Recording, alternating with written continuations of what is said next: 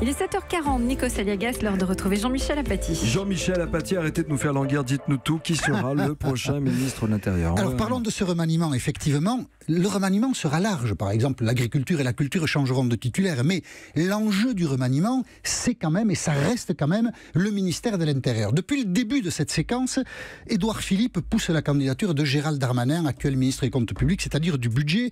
Et Emmanuel Macron, dans un premier temps, a accueilli cette candidature avec bienveillance parce qu'il a pu mesurer l'intelligence et l'adaptabilité de Gérald Darmanin.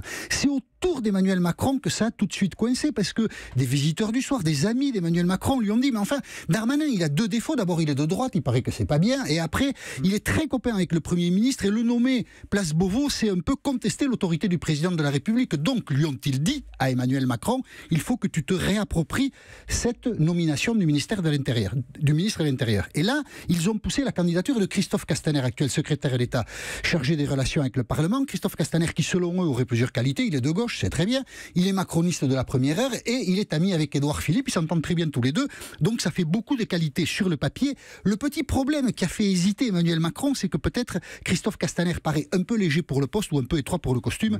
Vous prenez la formule qui vous convient. C'est là-dessus qu'est montée en fin de semaine l'hypothèse de la candidature que sa maman connaissait, mais pas grand monde d'autres, Jean Castex, 53 ans, haut fonctionnaire. Là, c'est Édouard Philippe qui l'a mis en avant, parce qu'Édouard Philippe, qui connaît donc Jean Castex, estime que c'est un grand serviteur de l'État et que, même s'il n'a pas une expérience en matière de sécurité, place Beauvau, il sera solide, ce que n'était pas forcément Gérard Collomb.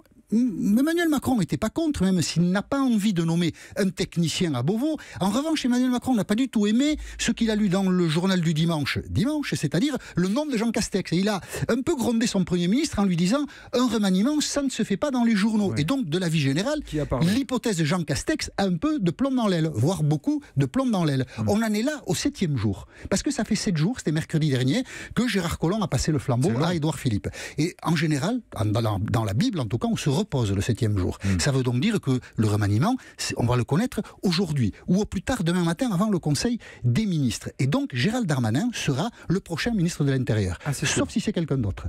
C'est pas tout à fait impossible encore. Ah, vous avez de bonnes infos. Et vous avez dit...